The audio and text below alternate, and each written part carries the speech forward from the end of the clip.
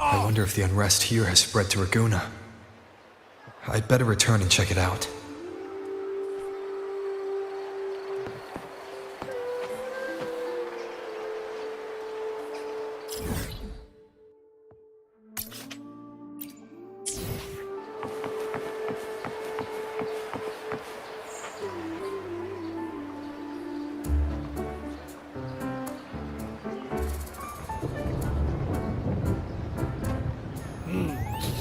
Muggy day. Sky's gloomy, air's all wet. Oh, man. At least let me finish my sentence. Ugh. Ugh. Cold, cold, cold. Oh.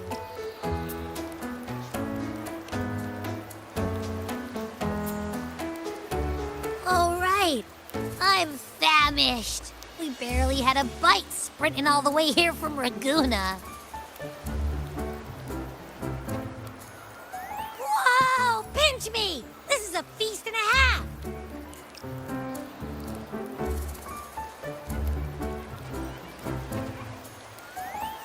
Hey, Rover. So, we did bring enough money, right? I mean, we kind of rushed out without grabbing anything. Oh, that? Don't worry. Money's not an issue. Augusta made sure we're covered. All our food and lodging here in Septimont is billed straight to the F4's palace. But I think the owner might have overdone it a little. Ha! Better get used to it. You're the champ of the Great Aegon. And you know me, if food's on offer, I'll be a scoffer. Yeah, no leftovers, guaranteed.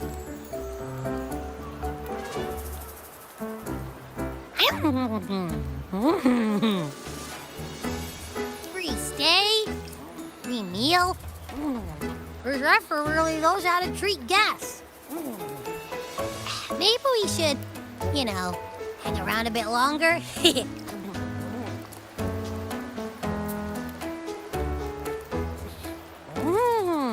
This smells amazing!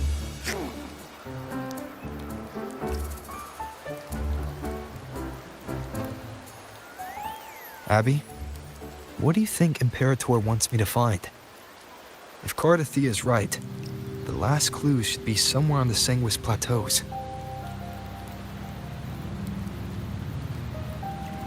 We're so close to the finish line, just one step away. But our pace is slowed. Relax. We're already back in Septimont. What's the rush? I remember Lupa said there's this weird blight cloud hanging over the Sanguis Plateaus.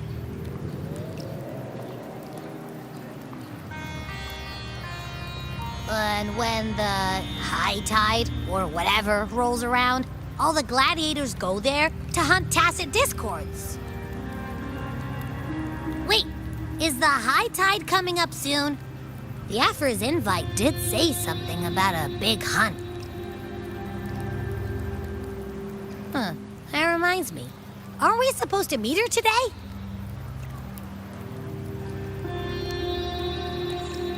A messenger came this morning. Augusta is dealing with an emergency, so our meeting's postponed.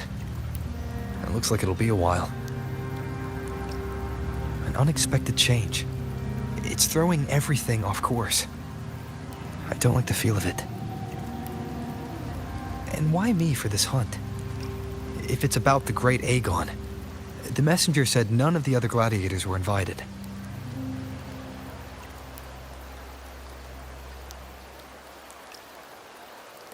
Who knows? Maybe she just wants to test her strength against you.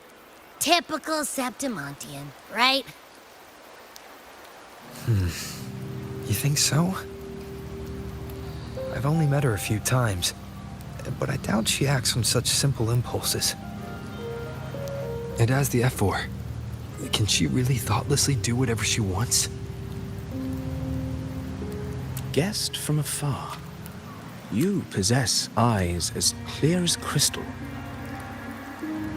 But what troubles you so that eyes once bright as the highland sky now darken with rolling clouds?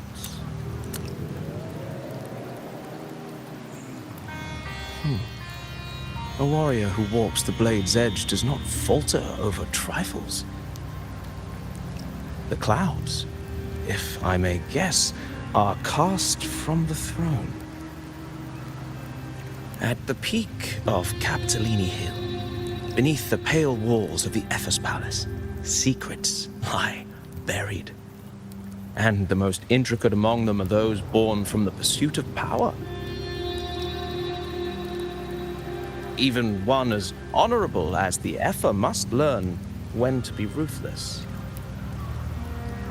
In Septimont, a city forged in iron and blood, anyone who seeks the throne without knowing the cost is no better than a lamb marching to the butcher's knife.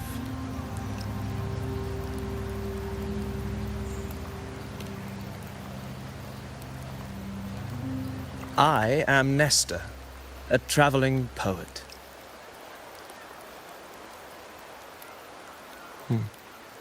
The rains in Septimont never seem eager to leave this season. So then.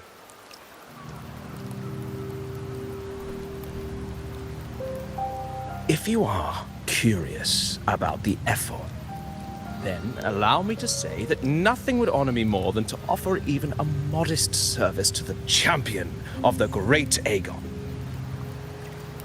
Wait, how do you know he's the champion? And all that stuff about the F-War, too. Huh?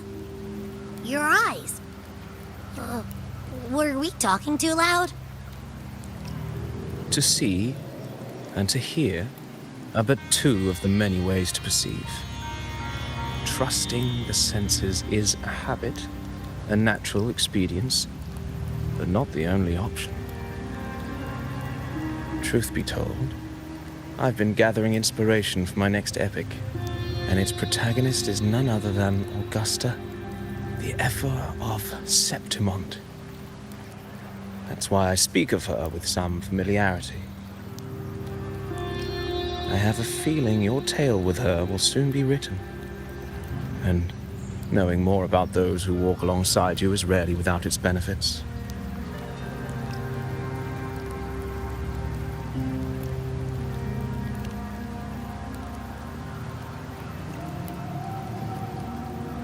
Augusta, a girl of humble birth, a resonator of modest talent, a commoner without noble patronage, and yet, from the den of wolves that is Septimont City, she rose and eventually claimed her place.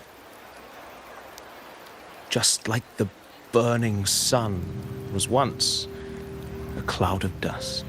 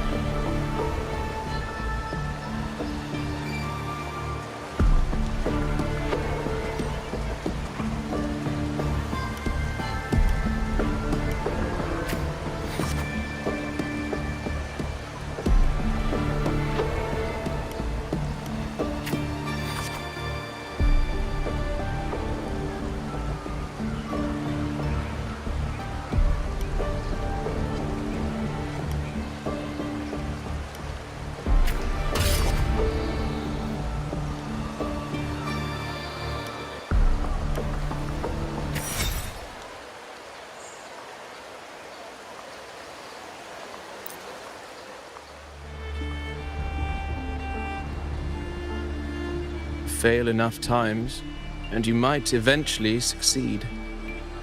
Should we call it resilience? Or mere stubbornness? Or perhaps, for a girl who has lost everything, there was never a second option. She had no one to trust but herself, and naught but a blade to hold. And yet, as the first stanza of an epic, this is nothing extraordinary. Since the lament, across the scorched lands of Solaris, I've heard this story repeat itself, again and again. Greatness. Yes, our era has certainly seen it. But true greatness is never found on the first page of a story. Courage, glory, and honor. Such immortal virtues have been etched in tablet and stone. They are never forged overnight. Light as a thread, elusive as the wind, they weave themselves into every twist of fate, tangling with every insignificant choice we make.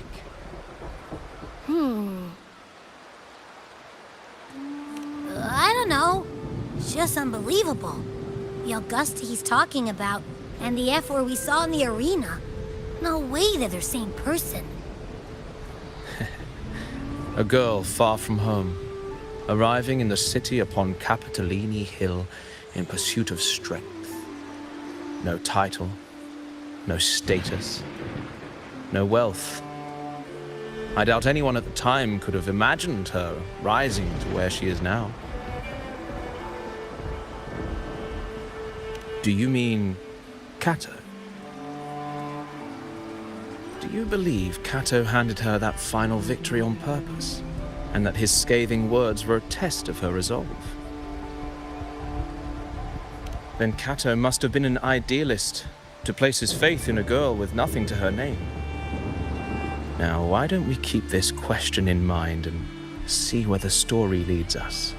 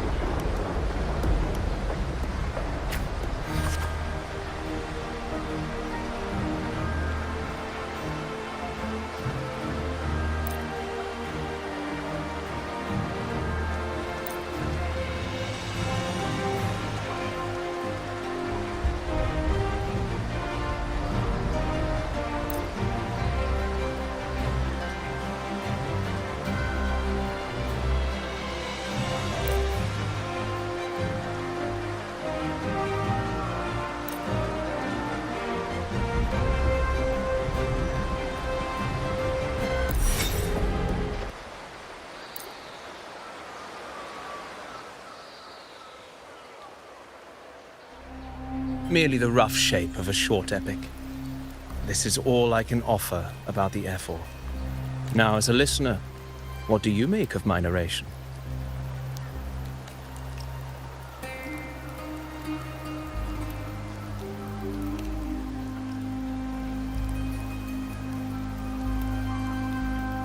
I appreciate your kind words, my generous listener.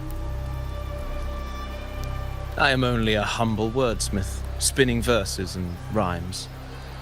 The essence of poetry is granted by those who dare defy their fate. But there is one thing I must confess. Through my words, your knowledge of the F4 is partial, at best. Poetry can only offer a glimpse of the true story, the reality of people, events, and things slips beyond the grasp of words. I do not belong in the pages of the epic, so I remain confined to the observer's gaze. I can imagine events and emotions unfold, but I cannot truly recreate them. Here's some advice for you, though I hesitate to call it such. If you want the truth of a story, step into it. Become part of it. The opportunity stands before you now. As I've said, the tale between you and Augusta, the hero of Septimont, is only now turning its next page.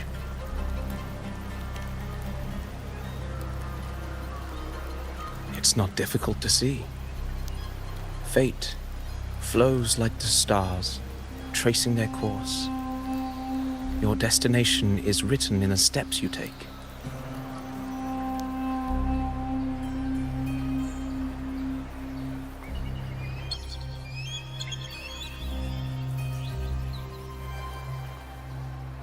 The rain is passing. I hear it ceasing its symphony upon the earth. It is time for farewells. Before I leave, may I ask you one last question?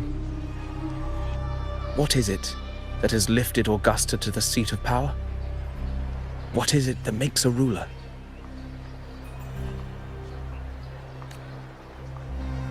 Well, I'd say strength. Let's be real. There's no way Augusta could have passed those trials without strength. Rover, what do you think?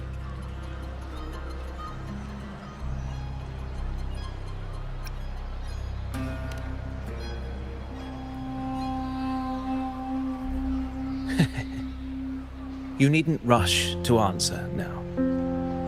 Keep it in mind as you continue your journey. When the final chapter is written, the answer will reveal itself.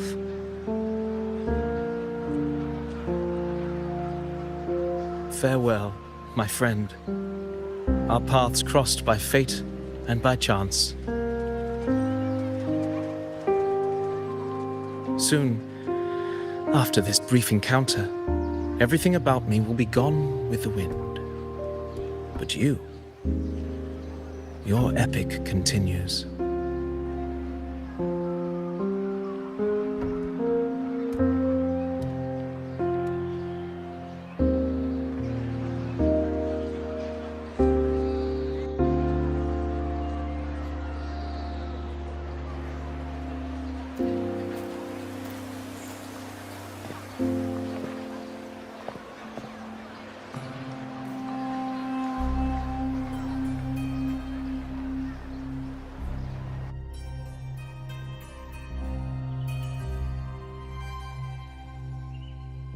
Your Excellency, you have indulged her too much.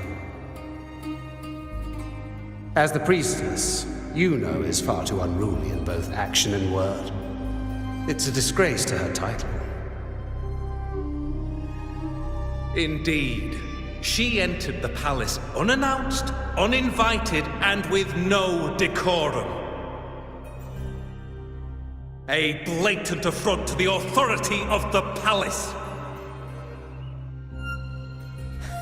Same as always.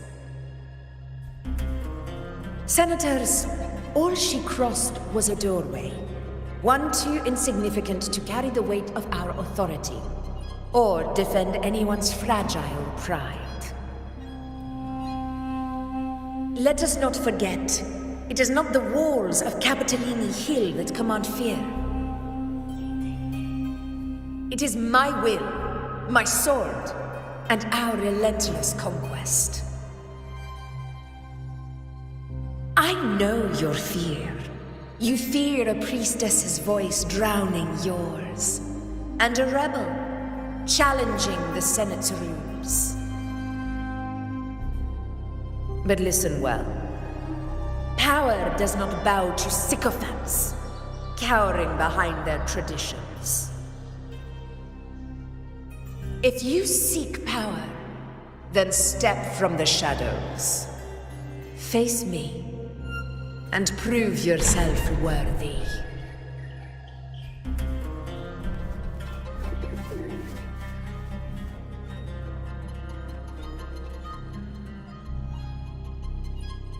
Took you long enough, Augusta. Handling the senators takes time. You know that. Well, to keep our esteemed priestess from waiting, maybe next time I'll just leave them to their own devices. I'll make sure they record every detail of your feat, and relay it word for word to Grandmother Lilibet.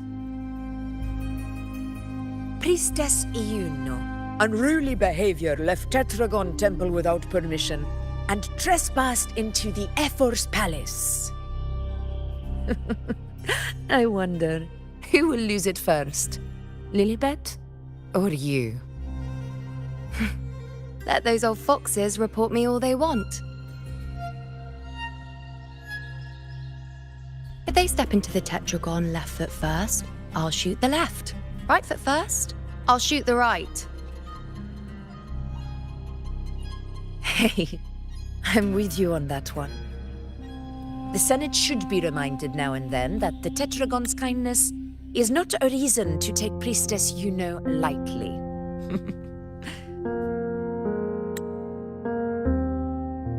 Why didn't you wait there? I had everything handled. We depart for the hunting ground tonight. If anything changed, you could have reached me by my terminal. You didn't need to come all the way here. I want you free of duty until that day arrives. You're overthinking it, Augusta. I'm here to see that person. Grandmother Lilibet said his fate is one of unknowable void. Sounds intriguing enough to make time for.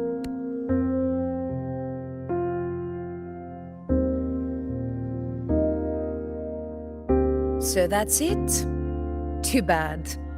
The ship from Laguna won't dock until tomorrow morning, and we'll be gone by then. Ugh, what a hassle. Patience, you know.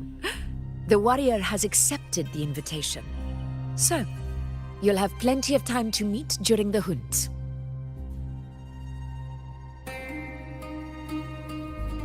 Is there something else you want to say? I read Grandma Lilibet's Book of Prophecies. The hunt and our plan, neither end well. Are you sure we should go through with this? Risk does not trouble me. Peril simply requires greater strength. But really, when did you start caring about the temple's traditions?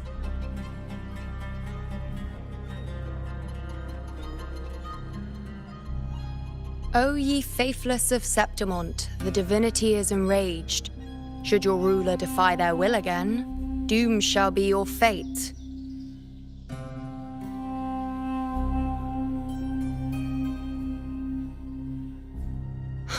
Lately, I've been hearing murmurs from the nobles again, about the ancient prophecy from Raguna. I will admit, those words once carried weight. But when our ancestors crossed the waters and climbed these hills, Raguna's divinity didn't get a seat on the ship. And the priestesses all said the prophecy was incomplete. Only the hero of heroes, wielding extraordinary power, risen from the dark tides, shall bring eternity to Septimont. Then shall the waters quiet, the tempest still, and glory return with the blood of the old king. Do not forget, this is the other half of the prophecy.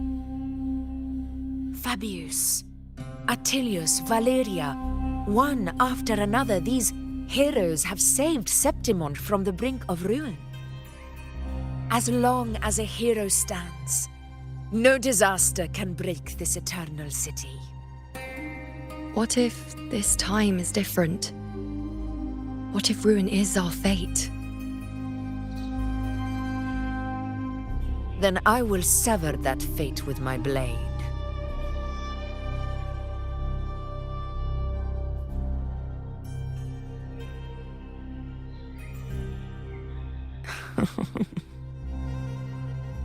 What's so amusing? So, the fearless priestess Iuno can be frightened after all. But it's fine. If you're afraid, don't push yourself. I can handle this alone.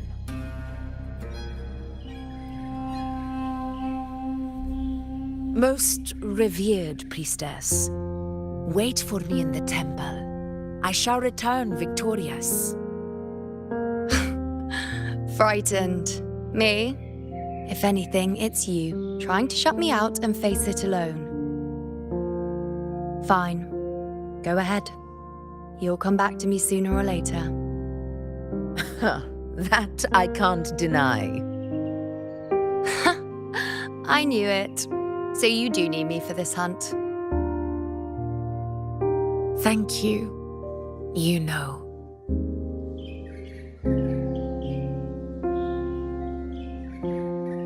Why are you saying this?